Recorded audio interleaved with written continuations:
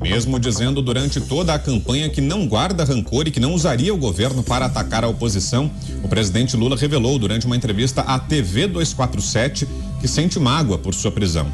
O petista se emocionou ao comentar o período e revelou ódio a Sérgio Moro.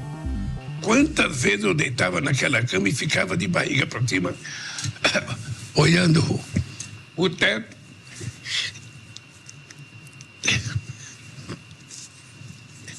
Realmente foi assim muito duro, né? De vez em quando ia um procurador, entrava lá de sábado ou de semana para visitar se estava tudo bem. Entrava 3 ou 4 procuradores lá e perguntava tudo bem, falava, não está tudo bem, só vai estar bem com esse Moro. O petista se emocionou ao comentar o período, revelou ódio a Sérgio Moro e durante a conversa disse também que não quer um amigo seu no Supremo Tribunal Federal. No entanto, fez uma defesa do nome de Cristiano Zanin, seu advogado pessoal na Lava Jato, para a vaga de Ricardo Lewandowski. Segundo o petista, Zanin é a grande revelação jurídica dos últimos anos. Durante uma entrevista também, nesta terça-feira, Sérgio Moro respondeu aos ataques feitos contra ele por Lula e disse que a fala gera risco até para sua família. Por fim, o senador pediu fim ao que chamou de vingança do povo brasileiro. Vamos a Brasília? José Maria Trindade chegando agora aqui com a gente para analisar essas falas do presidente Lula e essa resposta do senador Sérgio Moro. Salve, Zé, boa noite. Não é exatamente uma entrevista, uma conversa ali entre aliados e amigos, né? Muito boa noite, meu caro Vitor. Boa noite, Pavinato, boa noite, Mota, boa noite, Dantas. E boa noite especial a você que nos acompanha sempre aqui nos Pingos nos Is. Olha, não é novidade, o presidente Lula está mais rancoroso do que nunca, está muito seletivo e até amigos muito próximos dele me dizem que ele mudou. Saiu um Lula diferente deste episódio. Um Lula choroso, emocionalizado e não trabalha mais politicamente como antes. A política não pode ser feita pelo fígado, e sim com o pensamento e principalmente com ideias que possam convencer. Um líder não é líder dele mesmo e nem sozinho, é um líder de todos. E é assim que deve ser um presidente da República. Depois das urnas fechadas, o que assume, ele se compromete a ser um líder de todos, presidente de todos. Isso é o início de qualquer tipo de gestão. E Lula está prometendo aí ser uma pessoa vingativa na presidência da República. É interessante como as coisas mudam, né? Como as coisas mudam. É o tal ódio do bem, ou seja, Lula pode ser vingativo, rancoroso e odiar. Outras pessoas não. Eu entendo que o presidente da República e até deputados federais e senadores não podem pensar com ódio no coração, porque eles estão ali representando o povo, mas para um bem comum, o bem da nação. Eu queria aliviar essa carga do senador Sérgio Moro, o ex-juiz Sérgio Moro. Naquele momento, ele não era Sérgio Moro, ele era um juiz concursado, ele era o Estado, ele era o Poder Judiciário. Mais do que isso, vamos colocar no plural, as sentenças de Sérgio Moro na Lava Jato foram reformadas para cima, com penas aumentadas, inclusive para Lula, nunca para baixo, com inocência ou absolvição ou mesmo redução de penas. Então, se esse ódio dele, do Sérgio Moro, ele tem que ser distribuído em todo o judiciário. Sérgio Moro, repito e insisto, estava ali em nome do judiciário. Sérgio Moro estava ali representando o Estado brasileiro na sua parte do judiciário. E isso não há como fugir. E lembro que as sentenças de Sérgio Moro, né, foram confirmadas na segunda instância, né, através de um colegiado e por unanimidade, e também no STJ, Superior Tribunal de Justiça. Acho que o Sérgio Moro tem razão. Um presidente da República que tem seguidores, quando fala com esse ódio, quando fala em, eu não vou repetir a palavra, de alguém, ele coloca essa pessoa em risco, ela e a família dela. A partir de agora, qualquer coisa que aconteça a Sérgio Moro ou a familiares de Sérgio Moro, nós devemos entender que houve um incentivo, houve uma indicação. E não é só essa parte de ódio do Sérgio Moro, não. Lula dá dicas ali, como essa história de não reconhecer a economia, de ser ele por ele, de que não está bem da cabeça, não. Um presidente da República não desce a detalhes assim. Por outro lado, ele diz que vai decidir sozinho sobre o próximo ou os próximos ministros do Supremo Tribunal Federal. Não é verdade. Um presidente da República não pode decidir o ministro do Supremo pelo coração. Tanto é assim que a própria Constituição coloca o tal freio, que é o Senado Federal. Se não negociar no Senado, e quando eu digo negociar aí, é convencer o Senado, Lula não consegue emplacar o ministro do Supremo Tribunal Federal. Só se os senadores forem gentis demais em endossar uma indicação do bolso do colete de Lula. Ele não está com essa bola toda, não. Ele teve que adiar o arcabouço fiscal porque não tem voto. É simples assim. Disseram para ele, olha, isso aqui não passa pelo Congresso Nacional. Ele recuou e está inovando. Em vez de fazer um projeto e aprovar no Congresso conseguindo maioria, ele quer a maioria no Congresso fazer o projeto. Isso não existe, ninguém apoia o que não existe. Então, são sinais claros de que Lula está com dificuldade pessoal. Você, Cláudio Dantas, que nos diz, Dantas, de tudo isso que ouvimos de Lula nessa entrevista, ou como disse o Zé, nessa conversa com aliados, com jornalistas simpatizantes, tanto sobre os ataques que ele fez a Sérgio Moro, quanto sobre as pistas que ele deu em relação à indicação dele ao Supremo Tribunal Federal. O que achou disso tudo, Dantas? Olha, é um completo absurdo que um presidente da República diga algo assim e passe incólume. Não há reação do Congresso.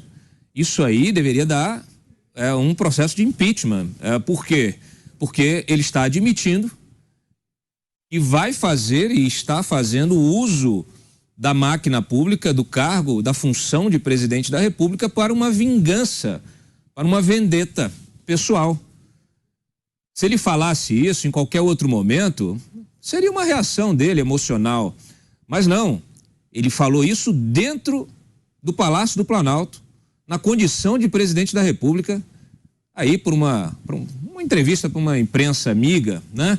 Muito confortável, falou à vontade, sem qualquer tipo de constrangimento, sem corar as faces. É muito simbólico, porque isso vem na esteira de uma série de discursos, desde a época da campanha.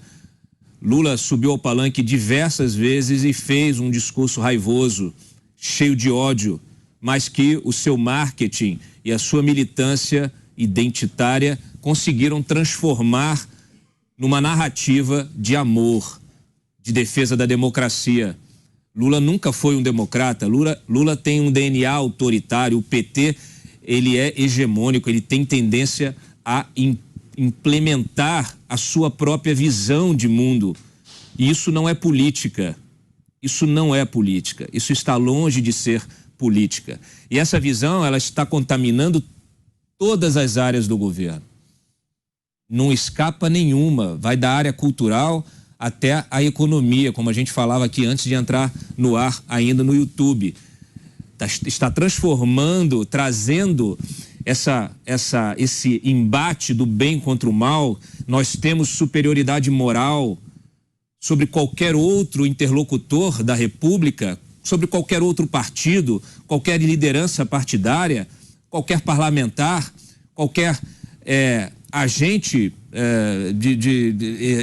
empresarial, né? Qualquer integrante, representante da indústria.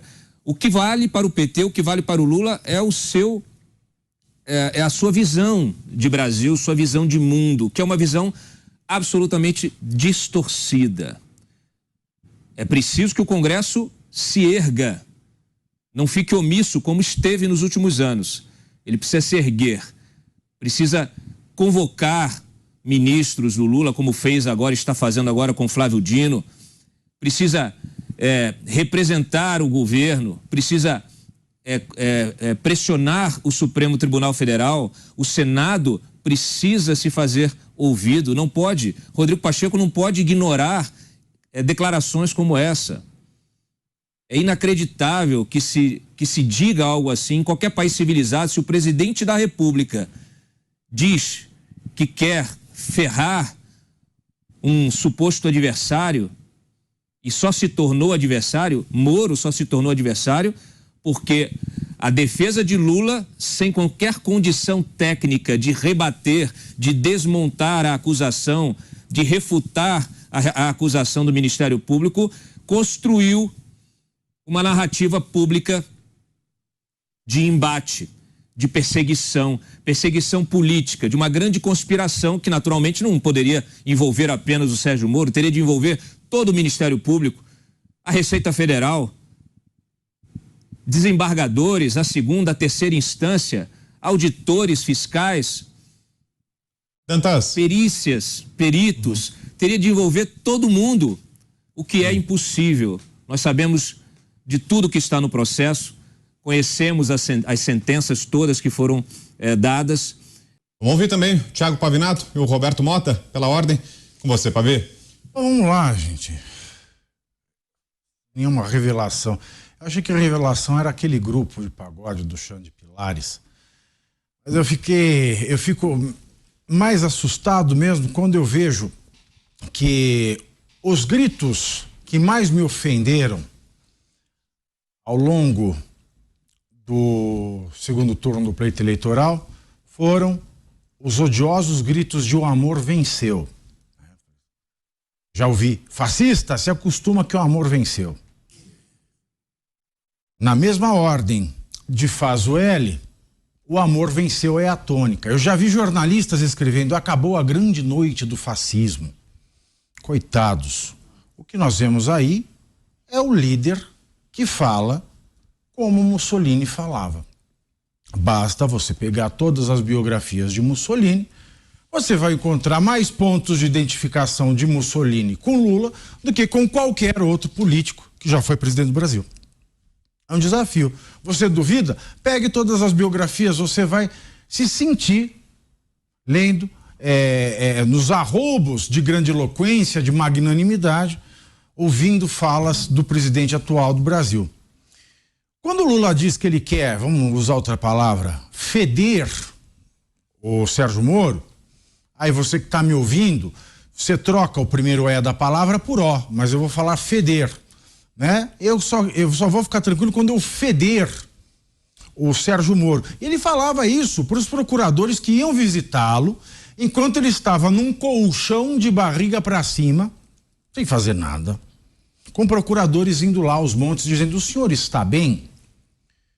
Meu senhor, nós temos quase 1 milhão de pessoas no Brasil que formam a população carcerária. Mais de 900 mil pessoas, dessas 900 mil pessoas, cerca de 250 mil estão presas de maneira ilegal.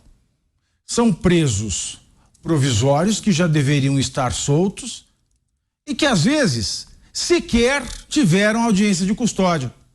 E eles estão em cubículos, e eles estão dividindo pouquíssimos metros quadrados com dezenas de outras pessoas sofrendo abusos sexuais, violências de toda sorte, sendo angariados para facções criminosas. Eles vivem em chiqueiros como porcos com cangas no pescoço. Não têm onde defecar, não têm onde urinar, vivem numa falta de higiene danada, isso quando tem um espaço na penitenciária. E o senhor, numa sala de colchão com a barriga para cima, respondia: não está tudo bem, só vai ficar tudo bem quando eu feder o juiz Sérgio Moro, que é o juiz. E quando o senhor diz isso, presidente, Vossa Excelência se iguala ao deputado Daniel Silveira, que, por coisa similar, por dizer que queria feder com ministros do Supremo, foi colocado no cárcere. Portanto, não há diferença nenhuma entre o senhor e Daniel Silveira. Mais ainda, o senhor não aceita ser caluniado nem difamado, mas não hesita um segundo antes de caluniar e difamar o seu opositor. Bom, o senhor, presidente da República, parece que tem como lema, depois de pregar o amor, dizendo que este governo é só vingança, dizer que quer feder com um juiz que agora é senador, diz que pode queimar os livros de economia. O que me parece é que o senhor tem como lema aquela república totalitária da ficção de George Orwell em 1984. Paz é guerra, liberdade é escravidão, ignorância é força.